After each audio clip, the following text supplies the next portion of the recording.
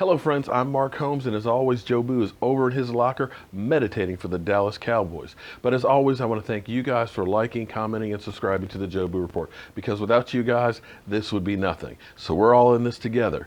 Now we're over here in Playoff Central, and we're going to take a look at our big board and see how we did last week, as well as following through with our picks all the way through the Super Bowl. Now, first, let's acknowledge all the teams and all their great fans that are sitting at home watching on the couch. Now, I told you guys that regardless of everybody talking about Eli Manning turning it on a notch and becoming playoff Eli, well, he's really bad comedian Eli, and the Love Boat sank with Odell Beckham on it. So we knew the New York Giants were going to lose. And of course, now we've got the Green Bay Packers versus the Dallas Cowboys. I'll go into that matchup, of course, on one of my other videos, but as much as the NFL Network and ESPN guys try and tell you that Aaron Rodgers is the bad man and will take care of business, they forgot about that game that we had in Week 6 where we basically ran right over that defense.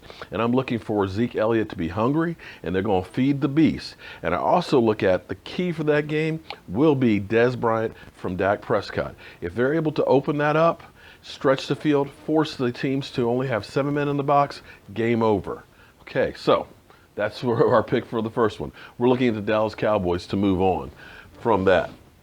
Okay, Atlanta Falcons and Seattle Seahawks. The Seahawks look like that defense is all back. However, they were playing the Detroit Lions, who are not exactly an outdoor team. In fact, only, I think, won 3 games outside. So looking at that with Matthew Stafford having a hurt finger, playing with the 12th man and everything else, we knew that the Lions had no chance. However, I do think they have a good chance, but my original pick was the Atlanta Falcons on that because I still think Seattle is too beat up with Atlanta being at home, with this being possibly the last game in that stadium. I think the Falcons are ready to actually rock and roll. So I'm looking at the Falcons versus the Cowboys, and that was my original pick before the games last week.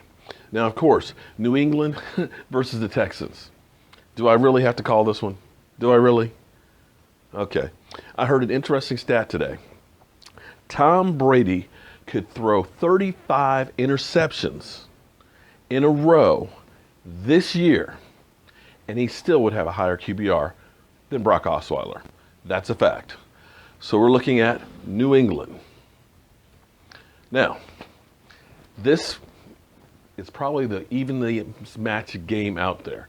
Big Ben is coming around, their defense is coming around, and I still think it will be Pittsburgh that will follow through in this game and end up taking care of business. Not that Kansas City is an easy place to play, because it's not. It's really going to be rocking and rolling. The weather's going to be bad, but Pittsburgh Steelers is a bad team, and I've got to go with the experienced hand of Big Ben. So we're looking at that for our championship weekend. So friends, we'll see how I do this week. Last week I was 4-0. We'll see how I do this week. And as always, friends, I want to thank you guys for liking, commenting, and subscribing to the Jobu Report, because like I said, this is not about me. It's about all of us together. Keep spreading the mojo, and I'll see you later. Hello friends, Mark Holmes here with my 4-0 with our predictions throughout the play.